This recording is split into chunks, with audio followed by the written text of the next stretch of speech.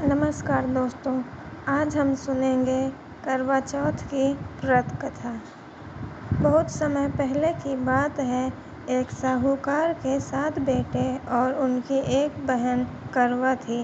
सभी सातों भाई अपनी बहन से बहुत प्यार करते थे, यहाँ तक कि वे पहले उसे खाना खिलाते और बाद में स्वयं खाते। एक बार उनकी बहन ससुराल से मायके आई हुई थी। शाम को भाई जब अपना व्यवसाय बंद कर घर आए तो देखा उनकी बहन बहुत व्याकुल थी।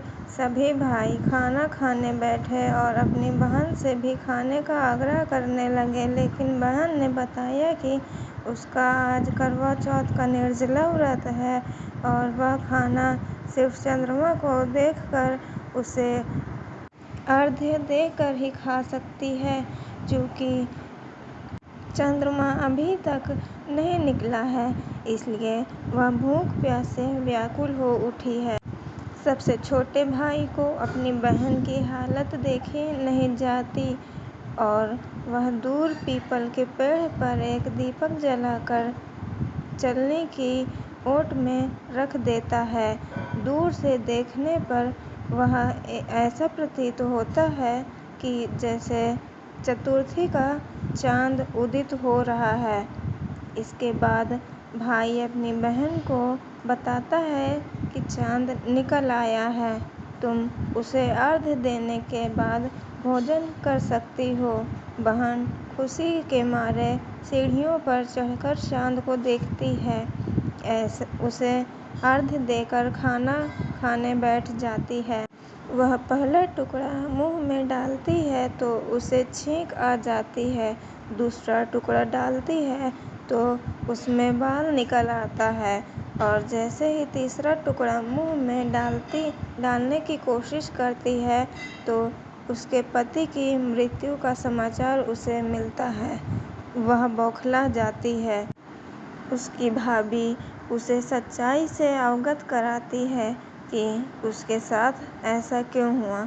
करवा चौथ का व्रत गलत तरीके से टूटने के कारण देवता उससे नाराज हो गए हैं और उन्होंने ऐसा किया है। सच्चाई जानने के बाद करवा निश्चय करती है कि वह अपने पति का अंतिम संस्कार नहीं होने देगी और अपने सतीत्व से उन्हें पुनर्जीवित दिलाकर रहेगी।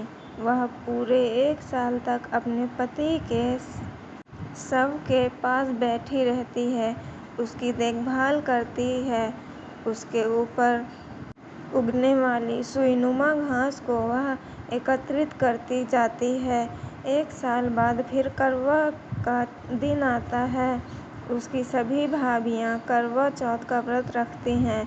जब भाभियाँ उससे आशीर्वाद लेने आती हैं तो वह प्रत्येक भाभी से यम सुई ले लो, पिया सुई दे दो, मुझे भी अपनी जैसी सुहागिन बना दो, ऐसा आग्रह करती है। लेकिन हर बार भाभी उसे अगली भाभी से आग्रह करने का कहकर चली जाती है। इस प्रकार जब छठे नंबर की भाभी आती है तो करवा उससे भी यही बात दोहराती है।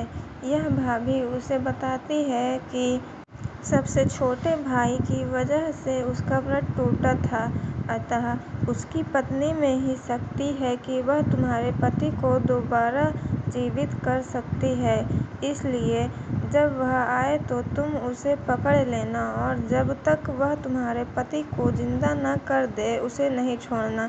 ऐसा कहकर वह चली जाती है। सबसे अंत में छोटी भाभी आती है। करवा उनसे भी सुहागिन बनने का आग्रह करती है, लेकिन वह टालमटोली करने लगती हैं। इसे देख करवा उन्हें जोर से पकड़ लेती है और अपने सुहाग को जिंदा करने के लिए कहती है। भाभी उससे छोड़ने के लिए नोचती है, लेकिन करवा नहीं छोड़ती है। अंत में उसकी तपस्या को देख भाभी पसीज जाती है और अपनी छोटी उंगली को चीरकर उसमें से अमृत उसके पति के मुंह में डाल देती है।